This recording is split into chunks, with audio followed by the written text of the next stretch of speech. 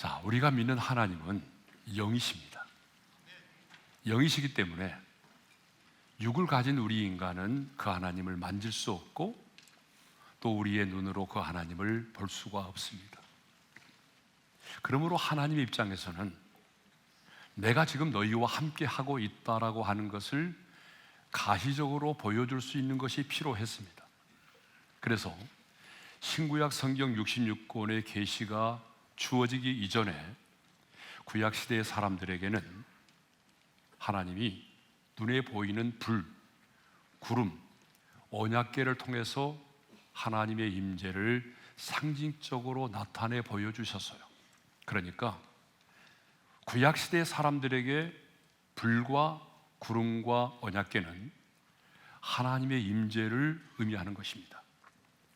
그래서 구약시대의 이스라엘 백성들은 시내산에 임한 그 불을 보면서, 그리고 제단에 임한 불을 보면서, 광야의 인생길에 자신들을 인도하는 구름을 보면서, 하나님의 전에 가득했던 그 불을 보면서, 지성소에 안치되어 있는 언약궤를 보면서 하나님이 지금 우리와 함께 하고 계시는구나 하는 것을 믿었던 것입니다. 여러분, 군대를 다녀오신 분은 아시겠지만 지휘관이 영내에 머물러 있고 없고를 예전에는 깃발로 표시를 해줬어요. 그래서 부대원들은 그 깃발을 보면서 지휘관님이, 사단장님이 지금 우리 영내에 머무르고 계시는구나, 또 군단장님이 지금 우리 부대를 방문해서 우리 부대에 지금 머무르고 계시는구나, 그 깃발을 통해서 알 수가 있었던 거예요. 그런데 하나님은 깃발을 통해서 내가 지금 너희와 함께 하고 있다는 것을 보여주는 것이 아니라, 방금 제가 말씀드린 것처럼 불과 구름과 언약궤를 통해서 당신의 임재를 나타내 보여주셨다는 거죠. 그런데 이렇게 말하면, 하나님의 임재를 말하면, 아니, 하나님은 눈에 보이지 않지만 어디에나 계시는 분이 아니세요? 라고 반문하는 분들이 계십니다. 맞습니다. 하나님은 언제나 어디에나 계십니다. 이것을 우리는 하나님의 편재라고 말하죠. 그러면 하나님의 편재와 하나님의 임재는 어떻게 구별될 수 있을까요? 첫째로, 하나님의 편재는 하나님께서 물리적 장소에 제한이 없이 항상 모든 곳에 어디나 계시는 것을 의미합니다. 그래서 시편 기자는 시편 139편 7절과 10절에서 이렇게 말하고 있어요. 우리 함께 읽겠습니다. 시작. 내가 주의 영을 떠나 어디로 가며 주의 앞에서 어디로 피하리까? 내가 하늘에 올라갈지라도 거기 계시며 스월에 내 자리를 펼지라도 거기 계시나이다. 내가 새벽 날개를 치며 바다 끝에 가서 거주할지라도 거기서도 주의 손이 나를 인도하시며 주의 오른손이 나를 붙드시리이다. 그러니까 이런 편재는 하나님이 동시에 모든 곳에 존재하시는 것을 의미하는 거예요. 그러면 이렇게 질문하는 분도 있어요. 목사님, 귀신도 우리 눈에 보이지 않는 영적인 존재지만 귀신도 모든 곳에 존재할 수 있나요? 영적인 존재니까? 그런데 여러분, 그렇지 않습니다. 귀신은 영적인 존재지만 피조물이에요. 피조물의 특징이 뭐냐 그러면 여기에도 있으면서 동시에 다른 곳에도 존재할 수 없다는 거예요. 이게 바로 피조물의 특징입니다.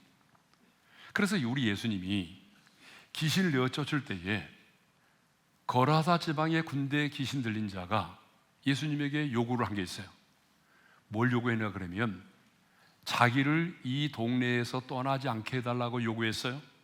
자, 마가복음 5장 10절의 말씀이죠. 읽겠습니다. 시작. 자기를 그 지방에서 내보내지 마시기를 간구하더니.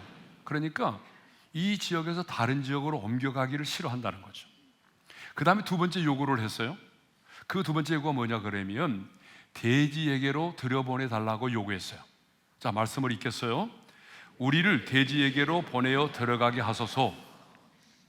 자, 그러면 주님은 이 귀신의 요청을 어때요? 받아들였을까요? 아니면 거절했을까요?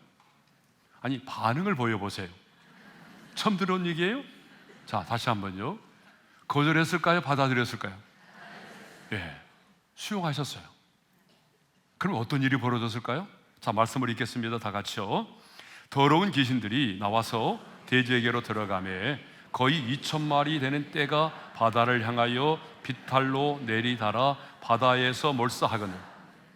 여러분, 한 사람의 몸에서 나온 귀신이 무려 2,000마리 떼나 되는 돼지에게로 들어가서 몰살을 시켰어요. 여러분, 이것을 과학적으로 이해할 수 있겠어요? 과학적으로 이 사실을 증명할 수 있겠어요? 이것을 보게 되면 귀신은요, 편재할 수가 없어요. 이곳에 머무르면서 동시에 다른 곳에 머무를 수가 없어요. 왜냐?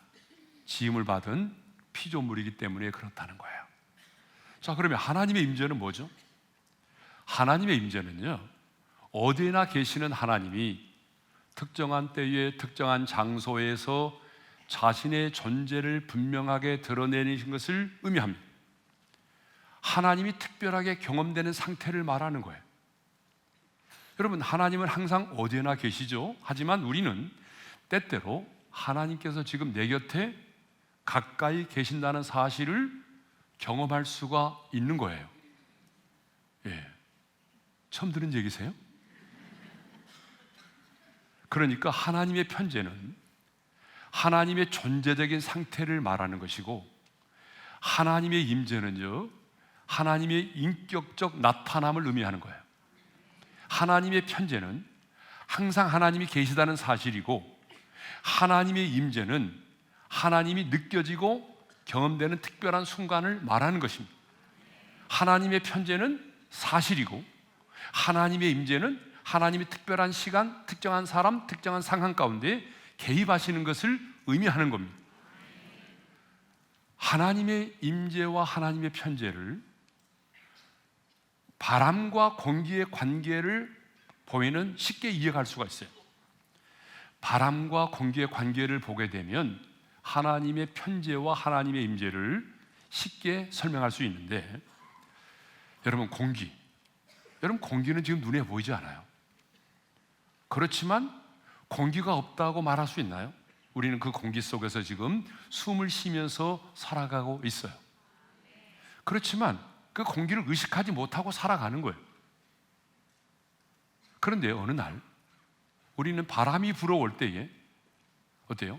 그 바람이 불어오는 것을 통해서 피부로 바람을 느낄 수가 있어요. 어떤 때는 바람이 세게 불어오게 되면 막 낙엽이 흔들리고 깃발이 휘날리고 나무가 막 쓰러지는 것을 보면서 바람의 힘을 실감하죠. 그러니까 이것은 뭐예요? 하나님의 임재입니다. 공기가 눈에 보이지 않지만 지금 존재하는 것처럼, 우리가 의식하지 못하지만 존재하는 것처럼, 하나님은 어디나 계시지만 우리가 그 하나님의 편재를 의식하지 못하며 살아가요. 그렇지만 하나님이 특별한 일을 통해서 일을 행하실 때 우리는 그 하나님의 임재를 경험하게 되는 거죠.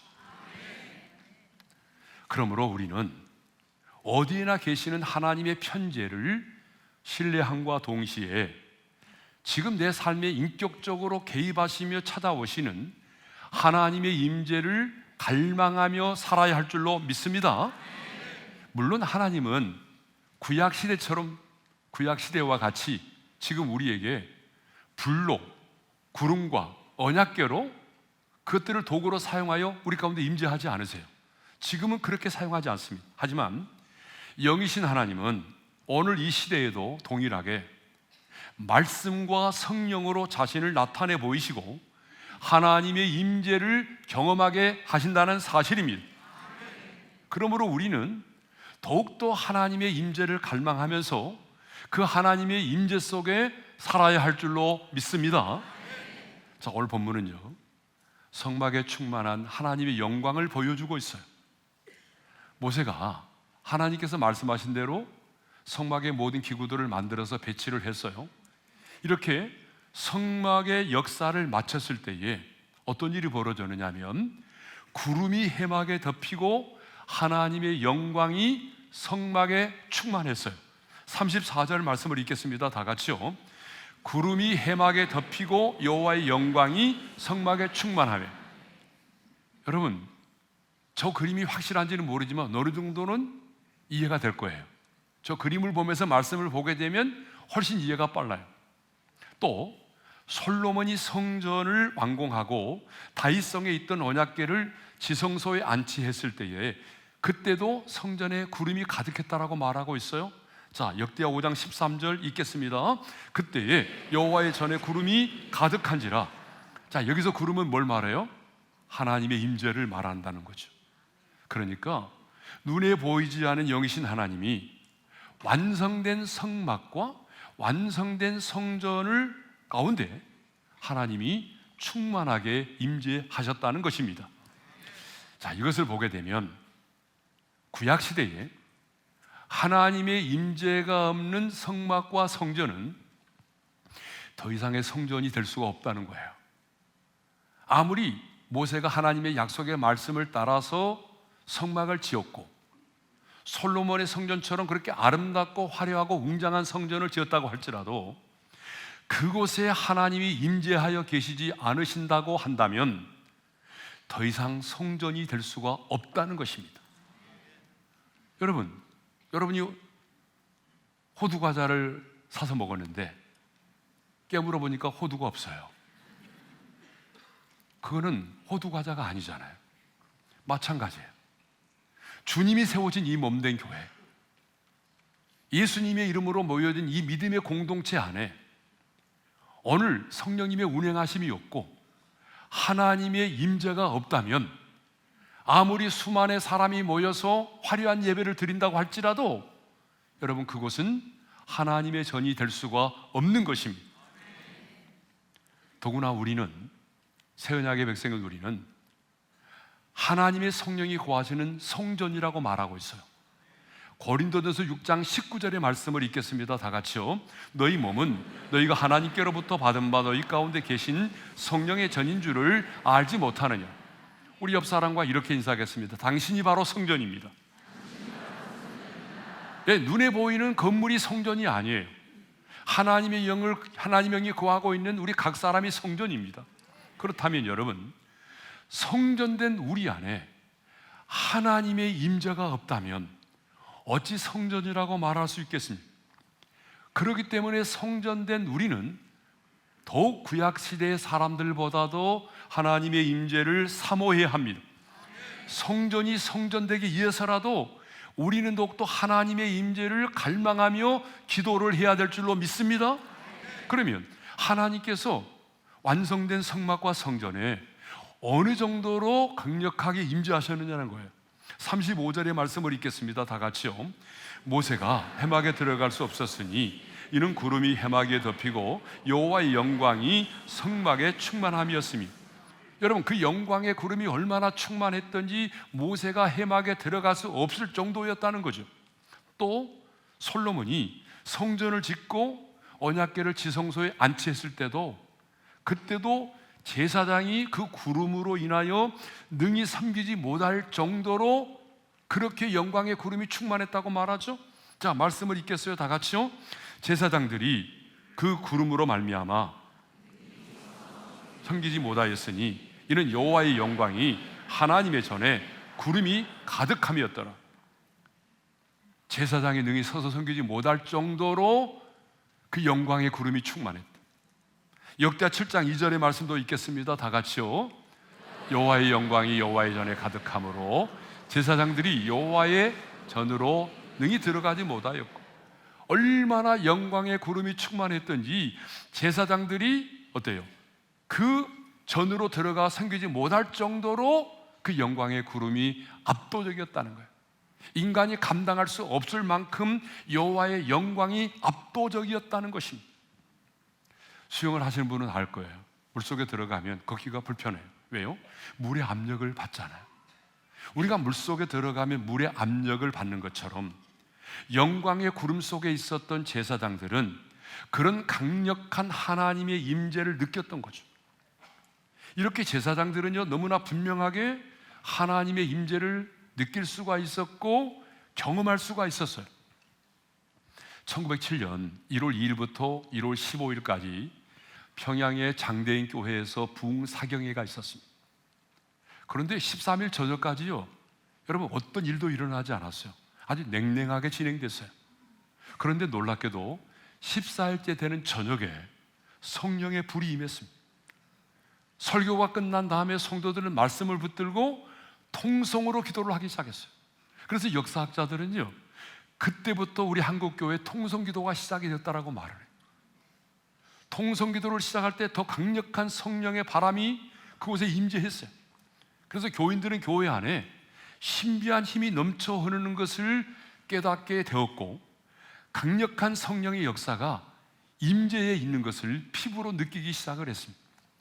그때 영국의 저명한 신문 더 타임스는 그날 밤에 있었던 사건을 대해서 현장 목격자의 말을 인용하여 이런 보도를 했습니다. 그가 나의 아버지라는 말로 기도를 시작하자 비상한 힘이 밖으로부터 어때요? 쏟아져 들어왔어. 온 회중을 사로잡은 듯 하였다. 저녁 7시에 시작된 집회는 새벽 2시, 3시까지 진행이 됐습니다. 사람들은 저마다 자신들의 죄를 토하기 시작했어요.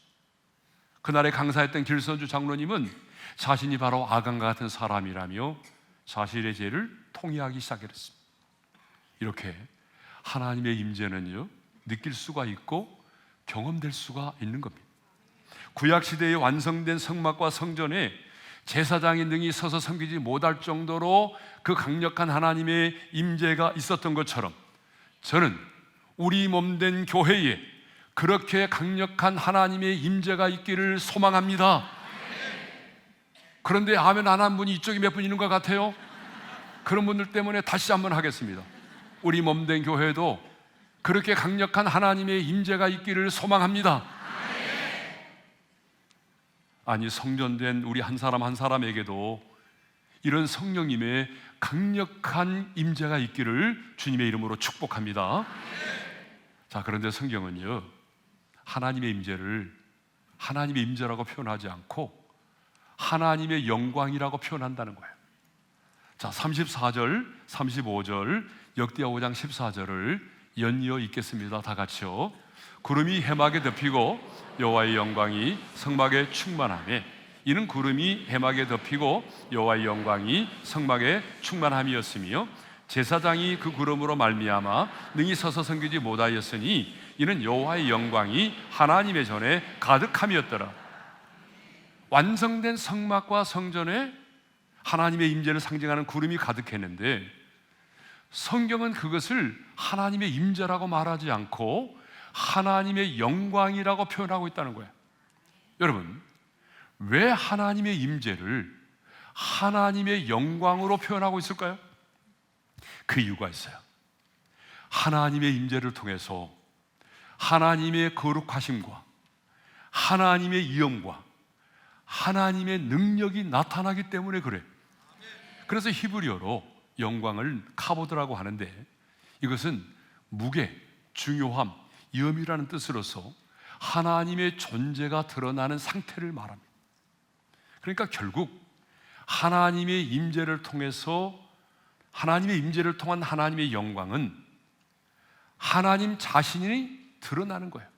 하나님이 얼마나 거룩하신 분인지, 하나님이 얼마나 존귀와 영광을 받으시기에 합당하신 분인지, 하나님의 이엄과 하나님의 능력이 하나님의 일하심을 통해서 나타나는 것입니다.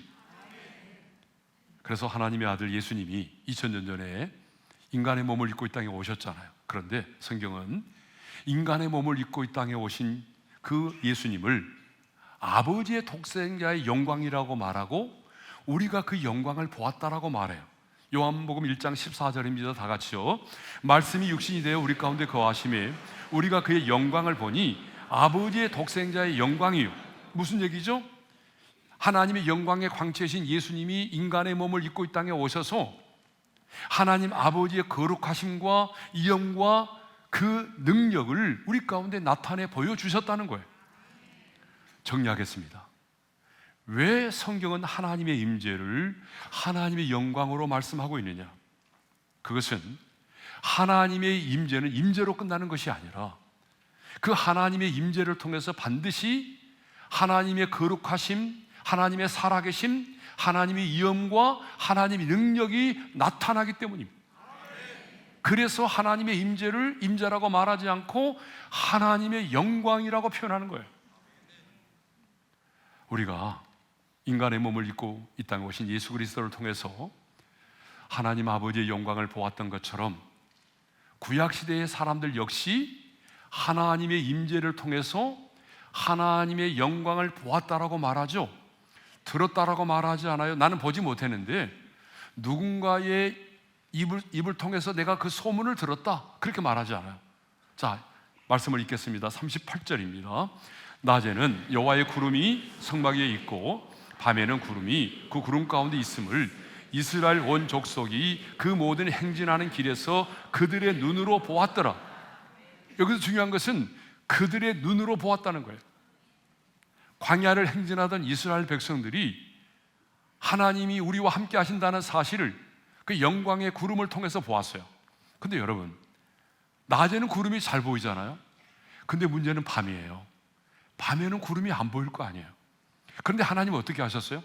그 구름 속에 불기둥이 있게 하셔서 어쩌면 밤에 더 선명하게 그 영광의 구름을 보게 하셨어요. 여러분, 이 말씀이 우리에게 주는 의미가 뭐예요? 광야의 인생길을 살아가는 우리에게도 인생의 밤이 있다는 거예요. 여러분, 살다 보면 인생의 밤을 만나잖아요. 그런데 인생의 밤을 만난 분들이 여러분 낙심하고 절망할 때가 많아요. 그런데 그렇지 않아요. 어쩌면 여러분의 인생의 밤은 더 선명하게 하나님의 임재를 경험하고 하나님의 영광을 볼 수 있는 기회가 되는 것입니다.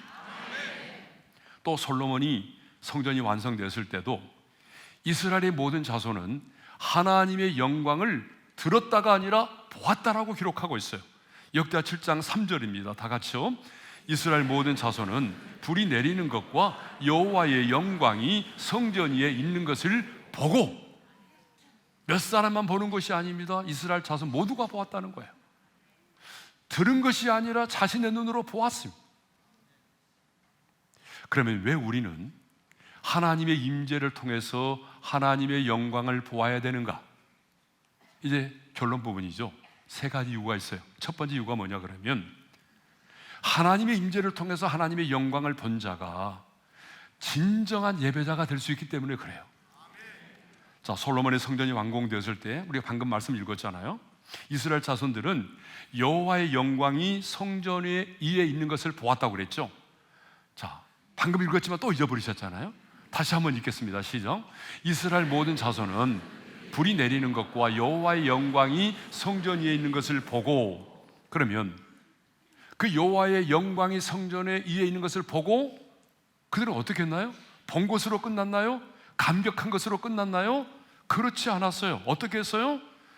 자, 성경을 보니까 엎드려 경배했대요. 자, 그 다음 7장 3절의 말씀을 읽겠습니다. 하반절. 돌을 깐 땅에 엎드려 경배하며 여호와께 감사하여 이르되 선하시다 그 인자하심이 영원하도다 하니라. 하나님의 영광을 보았던 이스라엘 백성들은 그 영광을 보는 순간에 어떻게 했어요? 돌을 깐 땅에 엎드려졌어요. 여러분, 양탄자가 아닙니다. 돌을 깐 땅이에요. 편한 자리가 아닙니다. 차갑고 딱딱한 자리예요. 그 하나님의 영광을 보았던 이스라엘 백성은 그 자리에서 엎드려서 경배했습니다. 엎드렸다는 말은 경배했다는 말이고, 경배했다는 말은 하나님을 예배했다는 말이죠. 어떻게 예배했어요? 하나님과 선하심과 인자하심을 노래했어요. 여러분, 진정한 예배자가 된 것입니다. 하나님의 영광을 보아야만이 진정한 예배자가 되는 거예요. 하나님의 영광을 본 자는 교만할 수가 없습니다. 하나님의 영광을 본 자는요, 다 낮아지고 엎드려지고 겸손할 수밖에 없는 것입니다. 누가 진정한 예배자입니까? 누가 진정한 예배를 드릴 수 있습니까? 하나님의 임재를 통해서 하나님의 영광을 본 자입니다. 교회를 오래 다닌 사람이 아닙니다. 교회 안에서 무슨 직분을 가지고 있는 자가 아닙니다. 하나님의 임재를 통해서 하나님의 영광을 본 자만이 진정으로 하나님을 예배할 수가 있는 것입니다. 우리 교회의 첫 번째 비전이 뭐예요? 여러분, 우리 교회의 첫 번째 비전은 하나님의 임재가 충만한 예배를 드리는 것입니다. 여러분 알고 계세요? 네. 제가 이제 은퇴 후에 목회자 멘토링도 하고 많은 선교사님들, 목사님들을 만나게 되는데, 만나게 되면 가장 많이 받는 질문이 뭔지 알아요? 목사님, 오륜교회는 왜 그렇게 갑자기 성장했어요? 그래요. 사실 제가 교회를 개척할 때만 해도 저희 교회는요, 대형교회 8학군에 위치해 있었습니다. 대형교회 8학군. 제 주변에 여러분 큰 교회들이 이름만 대도 큰 교회들이 8개가 있었습니다. 그때 저는 상가에서 삐약삐약 하고 있었습니다. 그렇게 대형교회가 많은 그 지역에서, 신도시도 아니고 어떻게 이렇게 빠른 속도로 교회가 성장했냐는 거예요. 그 이유는 하나님의 임재가 충만한 예배를 드렸기 때문입니다. 그래서 우리가 교회가 20주년이 됐을 때에 성도들에게 설문조사를 했어요. 당신이 우리 교회를 선택한 이유가 뭐냐? 그랬더니 놀랍게도 82%의 성도들이 나는 다른 것 때문에 오륜교회를 선택한 것이 아니라 예배 때문이라고 말했어요. 그러니까 여러분, 우리 교회는 하나님의 임재를 갈망하면서 드리는 그 예배가 있었기에 여기까지 하나님께서 성장시켜 주신 거예요.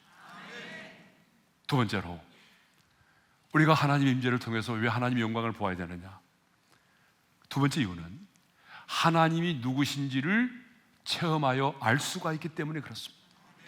자, 예수님께서 죽은 나사로를 살리셨잖아요. 그런데 죽은 나사로를 살리시기 전에 마르다에게 뭐라고 말씀하시냐 그러면, 내가 믿으면 뭘 보리라? 하나님의 영광을 보리라고 말씀하셨어요. 여기서 하나님의 영광을 본다는 것은 죽은 나사로가 살아나는 기적을 말해요. 그런데 여러분, 엄밀하게 말하면 기적 그 자체가 아닙니다. 그 기적을 통해서 하나님이 어떤 분이신지를 알게 된다는 거예요. 여러분, 기적이 별로 중요하지 않습니다. 여러분, 우리는 기적을 중요하게 생각하지만 기적보다 더 중요한 것은 그 기적을 통해서 하나님이 어떤 분이신지를 알아가는 거예요. 여러분, 하나님의 임재를 경험한다는 것, 하나님의 영광을 본다는 것은요, 결코 막연한 것이 아닙니다. 너무나 구체적이고 실제적입니다. 자, 예를 들어 볼까요? 오늘 이 예배하는 시간에 그 빛이신 주님이 임재하신다면 어떤 일이 벌어질까요? 어둠이 사라지는 겁니다. 빛과 어둠은요, 함께 공존할 수가 없어요.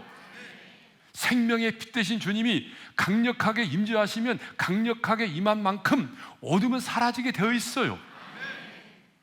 여호와 라파, 치료하시는 그 하나님이 이곳에 임재하신다면 여러분, 병든 자들이 고침을 받고 치유와 회복의 역사가 일어나는 것은 너무나 당연한 거예요.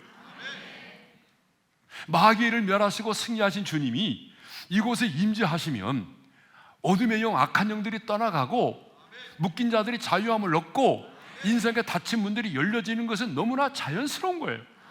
이건 너무 자연스러운 현상입니다. 예?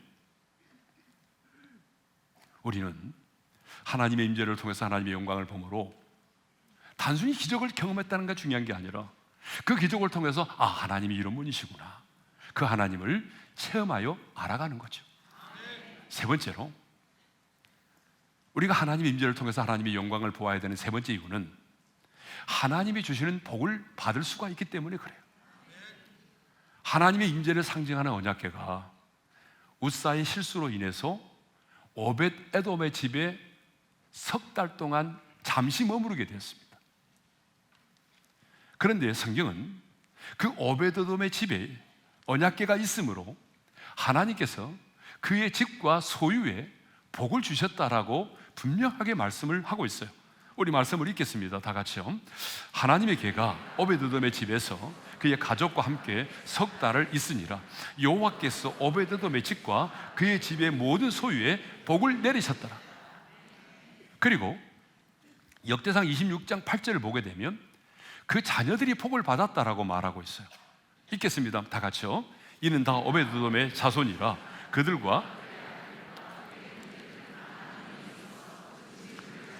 그 직무를 잘하는 자이니 왜 하나님이 오베드돔의 집을 이렇게 축복하셨을까요? 여러분, 오베드돔의 집이 복을 받을 만한 아무런 이유가 없습니다. 이유가 있다면 단 하나, 그의 집에 하나님의 임재를 상징하는 언약궤가 있었다는 것입니다. 그렇다면 여러분의 가정이 복을 받으려면 여러분의 가정에 뭐가 있어야 될까요? 하나님의 임재를 상징하는 언약궤가 있어야 돼요. 하나님의 임재가 있어야 된단 말이에요. 여러분의 가정에 돈은 없어도 하나님의 임재는 있어야 합니다. 그래서 여러분의 자녀들이 가정에서 하나님의 영광을 볼 수 있어야 하는 거예요. 물론 우리는 복을 받기 위해서 예수를 믿는 것은 아니에요. 그렇지만 여러분, 하나님께서 우리 가정에 임재하시면 자연스럽게 복이 임할 수밖에 없는 거예요. 여러분의 가정과 세상의 가정을 무엇으로 구별할 수 있겠습니까? 여러분은 여러분의 가정과 세상 사람들의 가정을 무엇으로 구별할 수 있다고 생각하십니까? 돈입니까? 얼마의 돈이 있어야 여러분의 가정이 구별될 수 있어요? 여러분이 얼마나 좋은 집에 살아야, 아니 인테리어가 얼마나 훌륭해야 여러분의 집이 세상의 가정과 구별될 수 있다고 생각하세요? 옥탑방에 살아도 하나님의 임재가 있으면 우리의 가정이 세상의 가정과 구별되는 것입니다. 그러면 여러분의 가정에 하나님의 임재가 있으면 어떻게 해야 될까요? 어렵게 생각하지 마세요. 가정의 예배를 드리시면 됩니다. 가정의 예배를 드리셔야 돼요. 그러면 이렇게 말하죠. 아니요, 목사님, 우리는요 출근하는 시간, 퇴근하는 시간이 다 안 맞아서 못 드리겠어요. 핑계입니다. 혼자라도 드리세요. 자녀 기다리지 말고 먼저 혼자라도 드리세요. 어떤 분은 몇 부로 가정 예배를 드린 분도 있잖아요. 1부, 2부, 3부. 우리는 그렇게는 못할지라도 여러분 혼자라도 드리면 안 돼요? 지금 제 아내가 미국에 갔거든요. 지난주에. 저도 내일 미국에 들어갑니다만은 저도 혼자 있을 때는 저 혼자 예배 드립니다. 저 혼자 예배 드려요. 네. 여러분의 가정에 하나님의 임재가 있는 것이 더 중요합니다. 뭐 우리 가정에 복을 주시옵소서, 안 믿어지니까 뭐 믿사오니 주시옵소서 이렇게 하지 말고, 복을 달라는 기도보다도 여러분의 가정에 하나님의 임재가 충만하면 여러분의 자녀들이 하나님의 영광을 보는 거예요. 그래서 하나님이 여러분의 가정에 복을 주시는 거예요. 하나님의 임재는 느낄 수도 있고 경험할 수 있습니다. 여러분, 구약의 이스라엘 백성들은 하나님의 영광을 보았어요. 옛 언약의 백성인 구약의 백성들은 그 성막과 성전에 임한 영광의 구름을 통해서 하나님의 영광을 보았단 말이에요. 그런데 우리는요, 그들과는 차원이 다르잖아요. 우리는 새 언약의 백성이에요.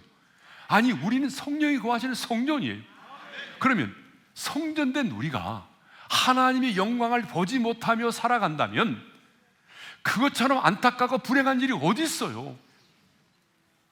분명히 예수님도 보혜사 성령님의 우리 안에 내주를 말씀하시면서 이렇게 말씀하신 적이 있어요. 요한복음 14장 20절입니다. 다 같이요. 내가 아버지 안에, 그날에는 내가 아버지 안에, 너희가 내 안에, 내가 너희 안에 있는 것을 너희가 알리라. 여기서 안다는 말은 지식으로 안다는 말이 아니라 경험해서 안다는 말이에요. 그러므로 하나님의 사람은 이 세상을 살아가면서 하나님의 임재를 경험하며 살아야 합니다.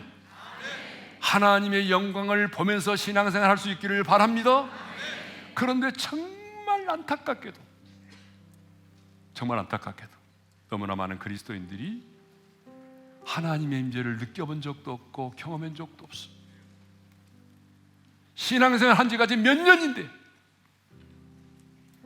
하나님의 임재를 경험해 보지도 못하고 하나님의 영광을 본 적도 없이 그냥 종교인처럼 그렇게 신앙생활을 하고 있다는 것입니다. 성도 여러분, 우리의 삶의 최고의 축복은 하나님의 임재 가운데 사는 것입니다. 우리의 삶의 최고의 영광은 하나님의 영광을 보는 것입니다. 오늘 주신 말씀을 마음에 새기면서 우리 내는 주의 영광을 보내 함께 찬양하며 나가겠습니다. 내는 주의 영광을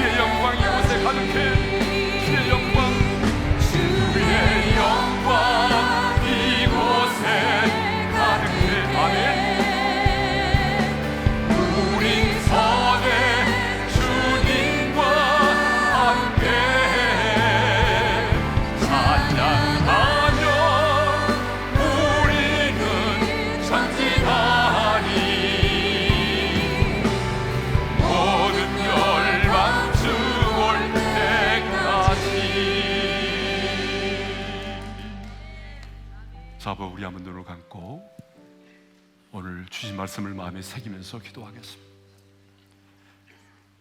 여러분, 구약의 백성들도 성막과 성전에 가득한 영광의 구름을 보면서 하나님의 임재를 느끼고 하나님의 영광을 보았어요. 그런데 성전된 우리가 하나님의 임재를 경험하지 못하고 하나님의 영광을 보지 못하며 살아간다면 이것처럼 불행하고 안타까운 일이 어디 있겠어요? 저는 간절히 소망합니다. 우리 오륜교회가 정말 지금보다도 강력한 하나님의 임재가 충만한 예배를 드리기를 소망합니다. 하나님, 우리 교회가 그런 교회가 되게 하여 주옵소서. 이렇게 우리가 임재를 통해서 하나님의 영광을 보게 되면 진정한 예배자가 될 수 있어요.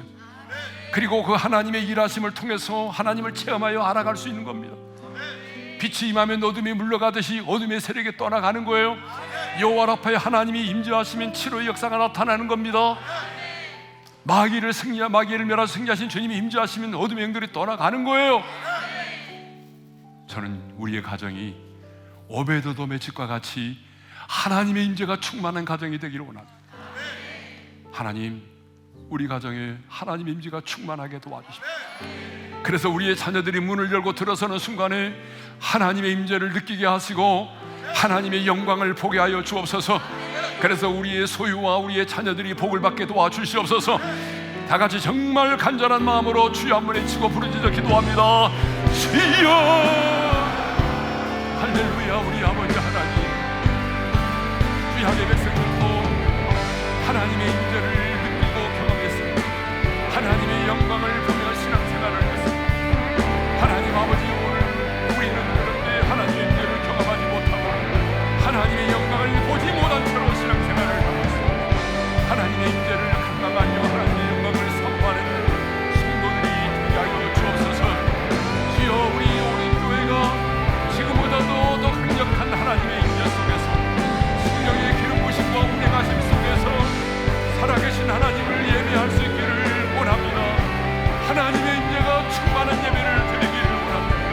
하나님의 영광을 보아 우리 모두가 다 그 앞에 엎드려지게 하시고 겸손한 자가 되게 도와주시옵소서. 하나님, 그래서 하나님을 진정으로 예배하는 자가 되게 하여 주옵소서. 하나님의 임재를 통하여 하나님의 영광을 몸으로 하나님의 일하심을 통해서 기적을 경험하게 하시고 자유함을 얻게 하셔서 내가 믿는 하나님이 어떤 하나님이신가를 날마다 경험하며 체험하여 알아가게 도와주옵소서. 걸어가신 아버지 하나님, 우리의 가정이 오베드돔의 집과 같이 하나님의 임재가 떠나지 않는 그런 가정이 되기를 원합니다. 그래서 하나님, 우리 가정이 하나님의 임재로 말미암아 복을 받게 하시고 우리의 자녀들이 선한 영향력 있는 하나님의 자녀들이 될 수 있도록 주여 우리의 가정의 예배가 떠나지 않게 하시고 하나님의 임재가 충만한 가정이 되게 하여 주옵소서. 하나님 아버지, 이전보다 더 강력한 하나님의 임재를 갈망합니다. 우리 오륜교회 얼마나 많은 사람이 모여서 예배를 드리느냐. 여러분, 주님, 이것보다 중요한 것은 하나님의 임재가 있는 예배를 드리고 싶습니다. 강력한 하나님의 임재가 있는 예배를 드리고 싶습니다. 성령님, 운행하여 주옵소서. 인생의 밤을 만난 자들이 있습니까? 낙심하지 말게 하시고 인생의 밤 가운데 선명하게 역사하시는 하나님의 영광을 보게 하여 주옵소서.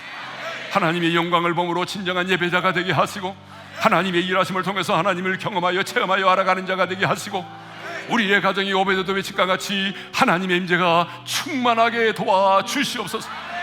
가진 것은 없어도 우리 가정에 성령님의 운행하심이 있게 하시고 하나님의 임재가 충만하여 하나님이 주시는 그 복을 누리게 하시고 자녀들이 선한 영향력 있는 하나님의 사람들로 세워지게 하여 주옵소서. 이제는 우리 주 예수 그리스도의 은혜와 하나님 아버지 영원한 그 사랑하심과 성령님의 감동, 감화, 교통, 인도 충만하심, 하나님의 임재를 통해서 하나님의 영광을 보기를 소망하는 모든 성도들 위해 이제로부터 영원토록 함께 하시기를 축원하옵나이다. 아멘.